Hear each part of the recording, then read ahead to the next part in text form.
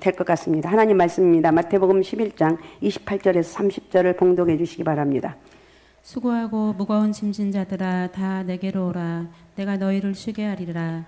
나는 마음이 온유하고 겸손하니 나의 멍에를 메고 내게 배우라. 그래야면 너희 마음이 쉼을 얻으리니 이는 내 멍에는 쉽고 내 짐은 가벼움이라 하시니라. 아멘. 자, 오늘은 너희 마음이 쉼을 얻으리라. 너희 마음이 쉼을 얻으리라. 아브라함의 아들 이삭에게는 쌍둥이 형제 에서와 야곱이 있었습니다. 야곱은 장조의 축복을 받고자 형 에서가 사냥 나간 틈을 타 어머니와 함께 눈먼 아버지를 속이기를 서슴지 않는 사기꾼이기도 했습니다.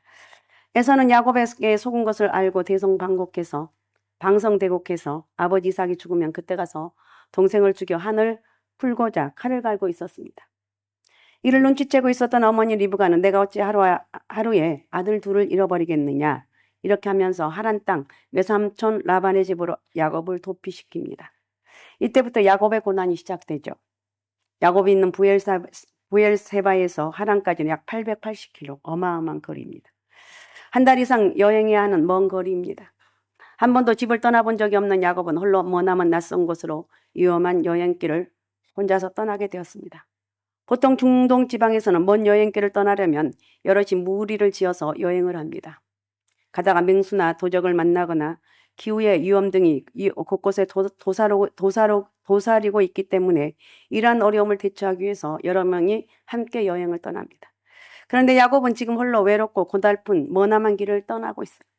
또한 형에서는 사냥꾼이어서 산과 들에 익숙해서 짐승의 뒤를 쫓듯이 언제 야곱의 뒤를 추적해서 죽일지 모르는 일이었습니다. 이렇게 힘들고 고달픈 길을 쫓기듯이 달려서 어느 낯선 들판에서 해가 지고 어두워져 돌을 베개 삼아 잠을 청합니다. 밤이 되니까 불안한 마음이 더욱 심해졌어요. 어디선가 들리는 짐승의 울음소리는 마치 복수심에 불타는 에서의 칼 가는 소리처럼 들려오기도 했습니다. 어둠 밤하늘을 지붕 삼고 두려움을 이불처럼 덮고서 머리를 누인 야곱의 돌베개에 땀을 타고 흘려내린 눈물이 하염없이 보이고 있었어요. 그리고 그 눈물엔 야곱의 말 못할 심정이 그대로 담겨져 있습니다. 그날 밤 야곱은 잠을 제대로 자지 못하고 이리 지척 저리 지척이다가 어둡고 고단하며 괴로운 기나긴 고난의 밤을 보내게 되었습니다. 어느 영성학자는 고난은 잠자는 영혼을 깨운다고 말했습니다. 무서우리만치 밀려드는 고독감과 벌레 소리에도 하나에도 긴장되는 두려움, 내일이 앞날이 어찌 될지 모르는 답답함을 안고 괴로운 돌베개에 눈물 자국이 새겨지는 고난의 순간 하나님께서 야곱을 찾아오셨어요. 야곱이 꿈에 사닥다리를 본 것이었습니다. 땅에서 하늘에 닿은 사닥다리가 보이고 그의 하나님의 사자가 오르락 내리락거리면서 하나님께서 말씀하시기를 나는 여호와니 너의 조부 아브라함의 하나님이고 이삭의 하나님이라. 너 누운 땅을 내가 너와 내 자손에게 주리니 내 자손이 땅의 티끌같이 되어서 동서남북에 편만할지며 땅의 모든 족속이 너와 내 자손을 인하여 복을 얻으리라. 내가 너와 함께 있어 내가 어디로 가든지 너를 지키며 너를 이끌어 이 땅으로 돌아오게 할지라. 내가 내게 허락한 것을 다 이루기까지 너를 떠나지 아니하리라. 이 축복의 말씀을 주셨어요. 야곱이 놀라 잠에서 깨어 이렇게 고백합니다. 여호와께서 과연 여기 계시거늘 내가 알지 못하였다. 야곱은 이제까지 하나님을 할아버지 아브라함의 하나님, 아버지 이삭의 하나님으로만 알고 있었습니다. 그리고 그 하나님은 고향 땅에만 계신 줄 알았습니다. 그런데 그 조상의 하나님 지금 낯설고 물서른 곳, 외롭고 고달픈 야곱에게 찾아오셔서 어디로 가든지 함께 하시며 지켜주신다고 말씀하고 있습니다. 하나님께 그 조상과 하신 약속을 잊지 않으시고 야곱을 통해서 약속하신 축복을 이루어 주신다는 것입니다. 조상들과 함께 하셨던 하나님께서 지금 고난과 위기 상황 가운데 놓여 있는 야곱을 찾아오셔서 항상 내가 너와 함께 하신다고 말씀하고 있습니다. 가장 불안할 때, 가장 외로울 때, 가장 힘들고 어려울 때 하나님께서 살펴보시다가 찾아오셨어요.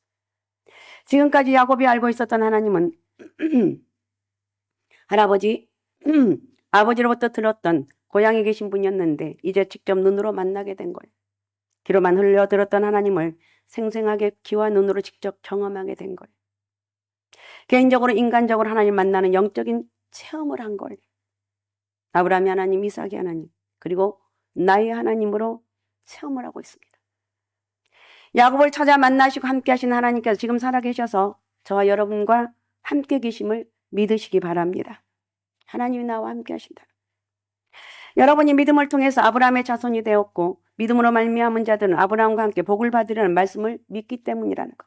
갈라디아서 3장 7절에서 9절을 읽어주시기 바랍니다. 그런즉 믿음으로 말미암은 자들은 아브라함의 자손인 줄 알지어다. 또 하나님이 이방을 믿음으로 말미암아 의로 정하실 것을 성경이 미리 알고 먼저 아브라함에게 복음을 전하되 모든 이방인이 너로 말미암아 복을 받으리라 하였느니라. 그러므로 믿음으로 말미암은 자는 믿음이 있는 아브라함과 함께 복을 받느니라. 아멘. 여기 갈라디아 3장 7절에서 9절에는 믿음이라는 말이 많이 나옵니다. 믿음으로 말미암은 자들은 아브라함의 자손인 줄 알지어다. 하나님 이방을 믿음으로 말미암아 의로 정하신 것을 성경이 미리 알고 먼저 아브라함이 복음을 전하되 모든 이방인이 너로 말미암아 복을 받으려 하였느니라 그랬고 그러므로 믿음으로 말미암은 자는 믿음이 있는 아브라함과 함께 복을 받느니라. 나는 아브라함이 받는 복을 나도 받을 줄로 믿습니다. 하나님 그 복이 내 복으로 임할 줄로 믿습니다. 이렇게 고백하는 사람에게 하나님 그대로 임한다는 것. 우리가 위기에 처하고 불안하고 괴로울 때, 외로울 때, 우리 사람들에게 버림을 받을 때도 하나님께서 우리를 찾아주시고 만나주신다. 사방이 막혀있고 어둠에 빠져있을 때 우리를 찾아오신 하나님을 바라보라는 것.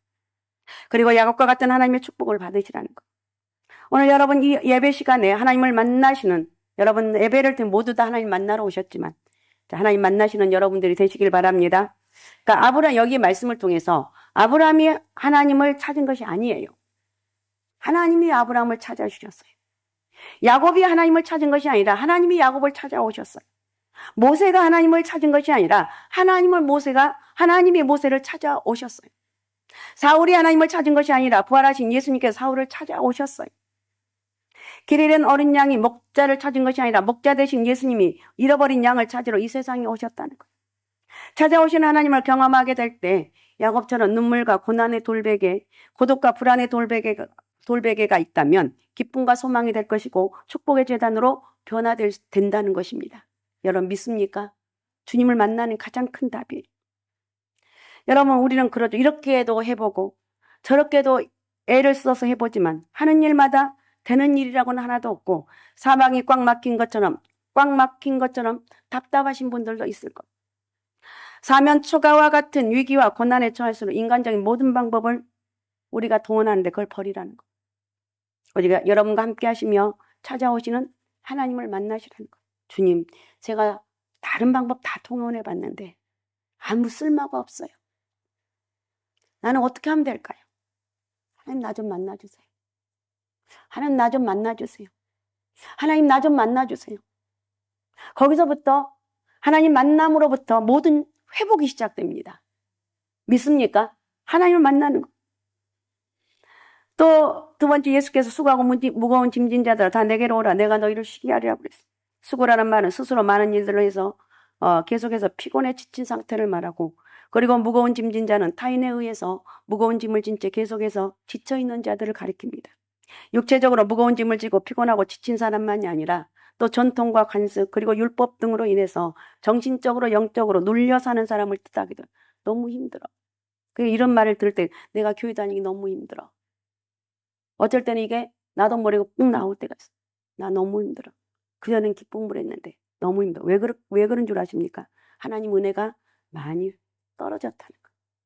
그리고 전통과 관습, 율법 등으로 인해서 정신적으로 영적으로 눌려있기 때문에 너무 힘이 든 거예요.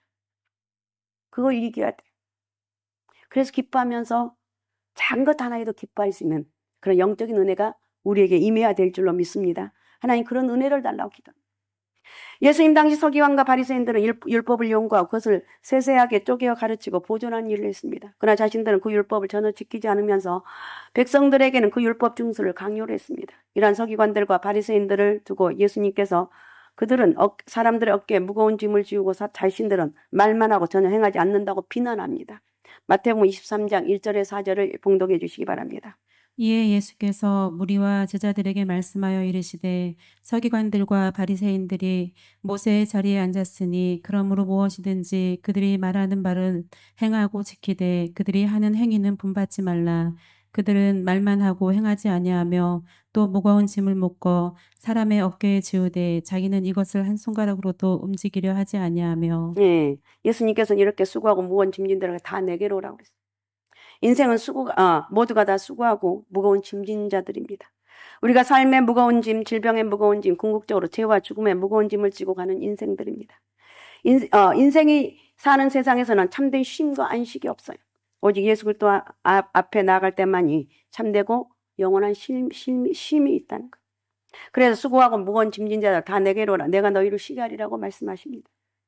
예수님께서 탕자의 비유를 말씀을 하셨습니다. 어떤 사람에게 두 아들이 있는데 둘째가 아버지에게 아버지여 재산 중에서 내게 돌아올 분깃을 내게 주소서. 이렇게 해서 아버지가 그 재산을 각각 나눠줍니다. 그 며칠이 안 돼요. 둘째 아들이 재물을 다 모아가지고 먼 나라에 가서 거기서 허랑방탕해서 그 재산을 모두 다 탕진해버립니다. 재산을 모두 탕진한 후에 그 나라에 크게 흉년이 들어서 그 둘째는 몹시 굶주리게 됩니다. 할 수 없이 돼지 치는 일을 하고 돼지가 먹는 쥐염 열매로 배를 채우고자 했지만 그 열매마저 주는 자가 아무도 없었습니다. 이에 스스로 돌이켜보며 말합니다. 내 아버지에게는 양식이 풍족한 품꾼이 얼마나 많은가. 나는 여기서 줄여 죽는구나. 내가 일어나 아버지께 가서 이르기를 아버지 내가 하늘과 아버지께 죄를 지었사오니 지금부터는 아버지 아들이라 일컬음을 감당하지 못하겠나이다. 나를 품꾼의 하나로 보소서 하리라. 그리고 일어나서 아버지께로 돌아갑니다.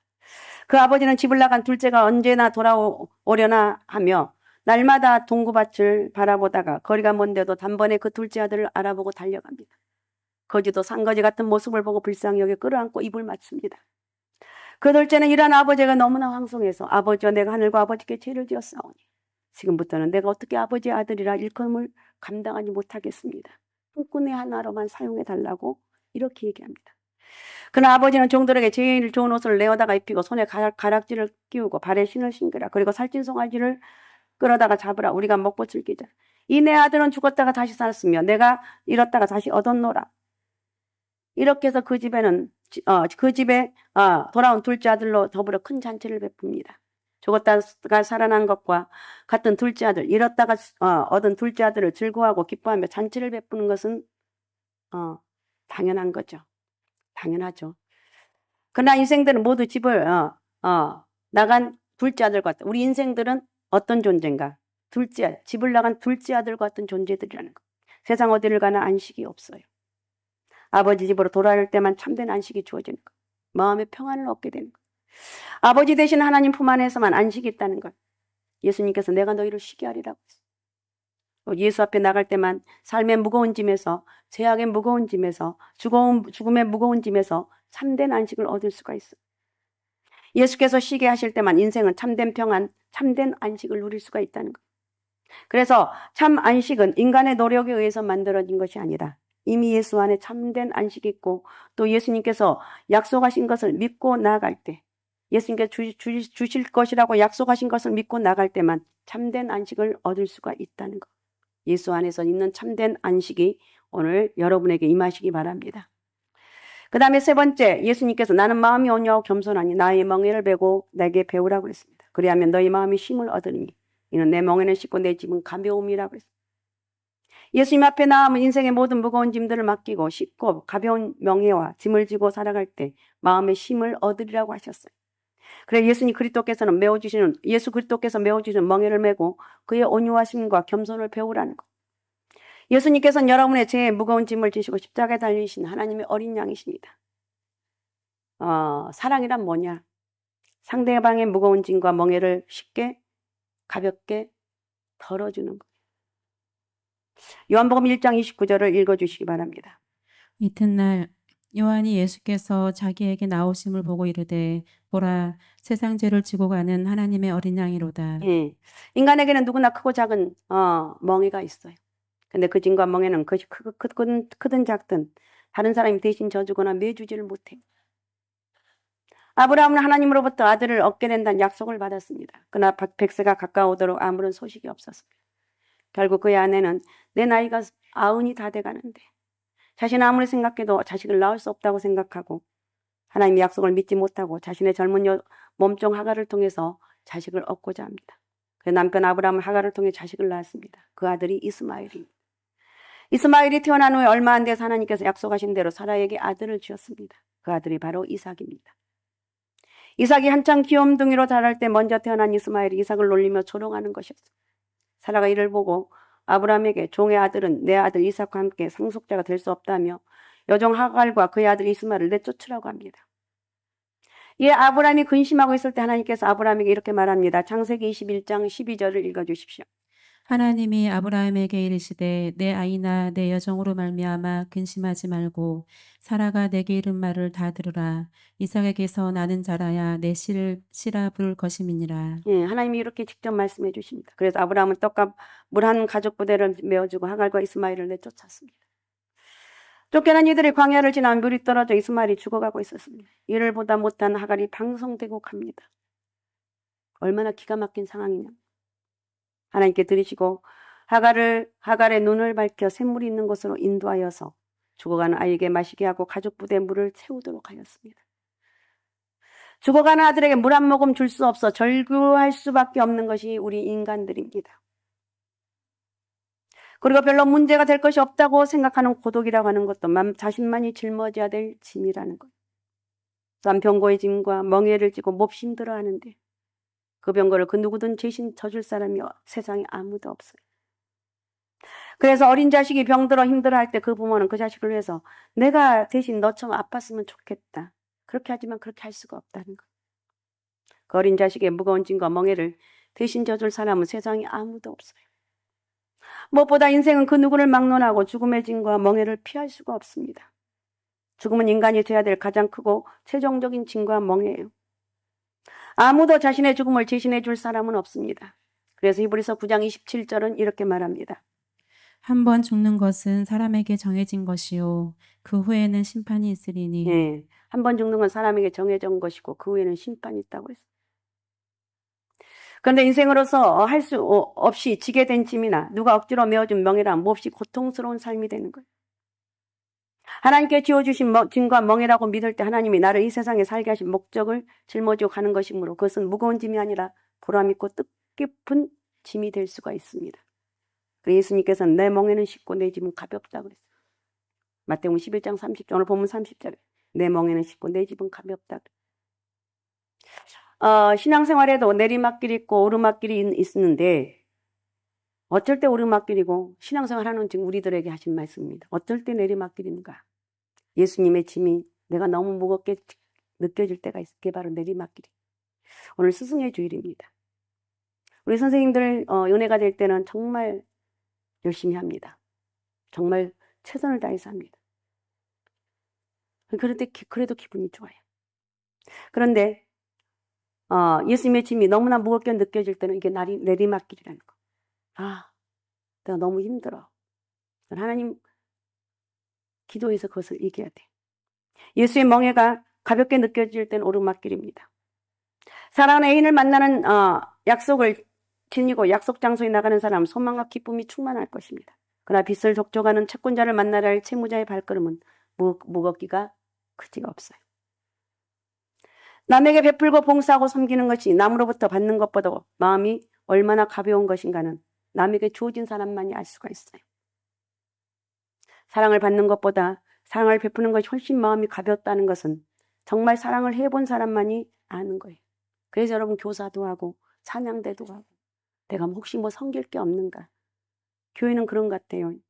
많은 사람들이 섬기면서 하나의 교회가 이루어지는 것 같아요. 모든 것도 마찬가지죠. 정말 그런 하나님의 은혜. 그래서 합력해서 선을 이루라고 주님 말씀하고 있습니다. 그래서 인류를 위해서 아낌없이 자신을 십자가에 내어준 예수님의 멍에는 가벼울 수밖에 없습니다. 그래서 세상의 무겁고 힘든 멍에를 주님께 맡겨버리시고 주님이 주시는 쉽고 가벼운 십자가 사랑의 멍에를 메시기 바랍니다.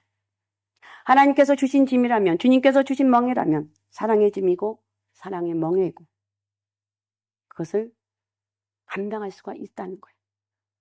겸손함으로 그 멍에를 메면서 나가십시다. 실로 우리 인간이 가볍게 살며 참된 안식을 얻는 길은 율법과 세상의 모든 짐과 멍에를 주께 맡기고 예수님의 사랑의 멍에를 메는 것. 우리가 괴로움과 사망을 안겨다주는 세상과 율법의 멍에를 벗어버리기 위해서는 또 하나의 방법, 예수님께서 제시한 새롭고도 가벼운 멍에를 치는 거예요. 그 길만이 우리 인생들이 모든 어려운 문제로부터 어려운 문제를 극복할 수 있는 유일한 길이다. 내게 배우라고 그랬어요. 예수님께서 내게 배우라고 그랬어요. 말씀의 진리가 되신 예수님께 와서 배우라는 것입니다. 그래서 하나님 말씀을 배워서 신앙생활 잘하라는 것. 그러면 마음의 쉼을 얻는다는 말씀입니다. 쉼, 참된 안식은 노력해서 누리는 것이나 만들어지는 것이 아닙니다. 이미 예수 안에 있기 때문에 예수 안으로 들어오라는 거예요. 그래서 예수 안으로 들어와서 겸손과 사랑함으로 주님이 주시는 멍에를 메시라는 거예요. 세상에 결코 얻을 수 없는 참된 기쁨과 안식을 얻게 된다는 예수님의 겸손. 실로 그분은 하나님의 본체시나 스스로 자기를 비워 종의 형체를 입고 인간의 몸으로 오신 분입니다. 빌립보서 2장 6절에서 8절을 읽어주십시오. 그는 근본 하나님의 본체시나 하나님과 동등됨을 취할 것으로 여기지 아니하시고 오히려 자기를 비워 종의 형체를 가지사 사람들과 같이 되셨고 사람의 모양으로 나타나사 자기를 낮추시고 죽기까지 복종하셨으니 곧 십자가에 죽으심이라. 아멘. 우리가 진정한 하나님의 겸손을 배울 때 환경에 의해 흔들리지 않는 참 평안을 누릴 수가 있습니다. 마지막으로 제가 예화 하나를 드립니다. 우리 조만식 선생님 잘 알죠? 순교자 주기철 목사님은 두 분이 인연이 있죠. 조만식 선생님 오산학교의 교장직을 맡고 있을 때 주기철 목사님 그 학교 학생이었습니다. 나중에 주기철 목사님이 평양 산정한 교회에서 심하고 있을 때 이 조만식 선생님은 그 교회 장로로 있었습니다. 그런데 어느 주일날 평양 산정한 교회에서 이런 일이 있었습니다. 이 장로님이 교회 가기 위해서 집을 나서러 가는데 급한 손님이 와서 10여 분 이야기를 나누게 됩니다. 간단한 대화를 마치고서 이 조 장로님이 황급히 교회로 왔습니다. 헐레벌떡 도착한 장로님이 뒷문을 열고 보니까 벌써 설교 시간이 되었습니다. 그 설교 시간 시작되었구나. 그래서 안 들어갈 수가 없지. 이렇게 생각한 조 장로님은 살짝 문을 열고 들어가 맨 뒷자리에 앉으려고 하는데 주기철 목사님이 설교를 하다 말고 큰 소리를 치는 거예요. 조 장로님, 오늘은 그 자리에 서서 예배를 드리세요. 깜짝 놀라서 장로님이 그 자리에서 멈춰서고 말았습니다. 그런데 조 장로는 다른 사람도 아닌 제자가 호통을 치는 대로 예배가 끝날 때까지 그 자리에 꼬박 서 있었습니다. 그러고 예배가 끝나고 이 조 목사님이 장로님에게 대표 기도를 요청합니다. 장로님 예배 마치기 전에 기도해 주십시오. 그래 장로님은 서 있는 자리에서 기도하기 시작했는데 놀랍게도 그는 이렇게 기도했습니다. 주님 용서해 주옵소서. 주님을 만나는 것보다 사람 만나는 것을 더 중히 여긴 이 못난 죄인을 용서하옵소서. 또한 이 일로 조용의 마음을 아프게 하였사오니 어찌 제가 큰 죄가 아니겠습니까? 이러면서 울었습니다.